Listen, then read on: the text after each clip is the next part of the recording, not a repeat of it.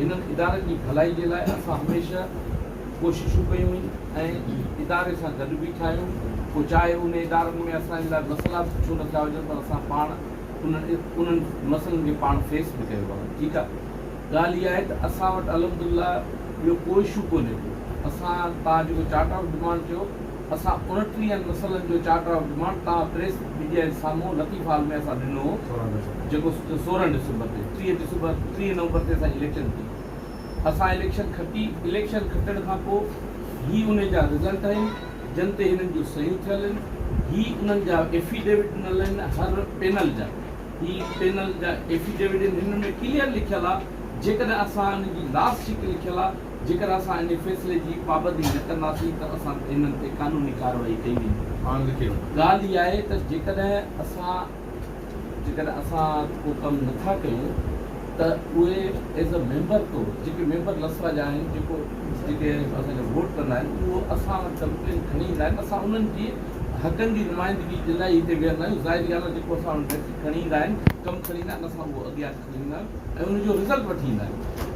अलहमदुलिल्लाह असांजी यूनिवर्सिटी में फोती कोटा बि मिले पई, अॼु खां न शुरू खां फोती कोटा बि अलहमदुलिल्लाह हले पई, रिटायर कोटा बि हले पई। लीव इनकेशमेंट असांखे 3 साल करे धरणो न आहे ऐं असां लीव इनकेशमेंट नई जेका पघार वधंदी आहे उन वधियल पघार सां गॾु असांखे लीव इनकेशमेंट मिलंदी आहे। छो जो असांजी हर साल जुलाई में थींदी आहे। असां जुलाई में बि इन करे कराई आहे त जुलाई में जेके असांजा मुलाज़िमनि जा ग़रीबनि जा जेका पघार वधे थी, उहा इंक्रीज़ थिए थी, उहा बि उनखे मिले।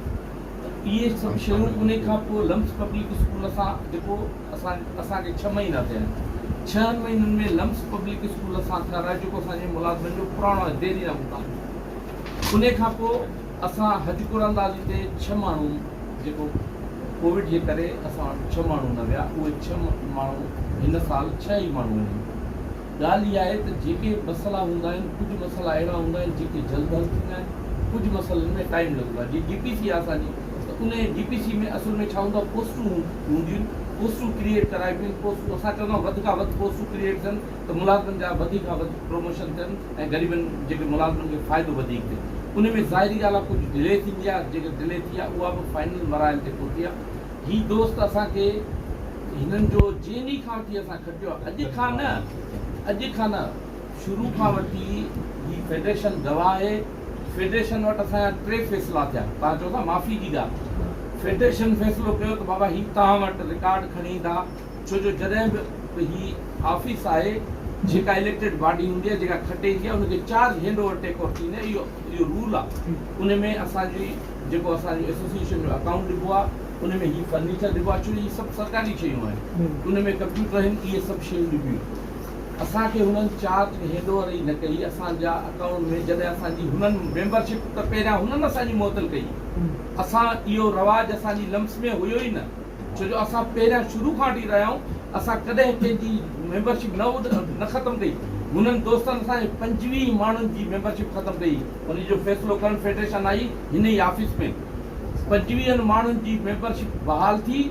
बहाली खां पोइ असां पैसा हुननि खे डायरेक्ट कैश न, ही गवाह आहिनि, दोस्त वेठा आहिनि, असां उहे पैसा न जेका फीस आहे, जेका हुननि जो त फीस हींअर जमा कराईंदा, उन खां पोइ मेंबरशिप असां उहे फ़ैसिला मञा। असां रिटन में ॾिनो त बाबा असां माज़रत था कयूं, असां इलेक्टेड बॉडी जे फ़ैसिलनि खे चैलेंज कयो, असां हुनखे माज़रत कई। उहा रिटन में असां माज़रत कई। असां पैसा कैश कढी न, उहे अकाउंट में जमा थिया। उहा हिकिड़े ॾींहुं अकाउंट में जमा थिया, ओॾी महिल कलाक खां पोइ उहे पैसा निकिरी विया। ऐं जॾहिं फेडरेशन उहो फ़ैसिलो कयो त हीअ पैसा 26,000 रुपया जमा थियनि था। इहे 26,000 जेका इलेक्शन खटे ईंदी बॉडी उहा यूज़ कंदी, उनजी स्टेटमेंट पियल आहे। असां इहा ॻाल्हि का लिकल छुपल कान्हे, असां रिकॉर्ड हिकिड़ी शइ पई आहे। ॿी ॻाल्हि इहा आहे त जेकॾहिं असां इलेक्टेड बॉडी कमु कंदासीं, ज़ाहिरी ॻाल्हि आहे, उन कमु करण में जेकॾहिं असांजा दोस्त हुन में हिंड्रेंस विझंदा, बार असांखे परेशान कंदा, कॾहिं पंहिंजो मीटिंगूं कंदा, ऐं उहे माण्हू बार असांखे जिते किथे हर ॻाल्हि में असांखे हिंड्रेंस कंदा, त असां आख़िरकार कमु कीअं कंदा। तव्हां पाण दोस्तो फ़ैसिलो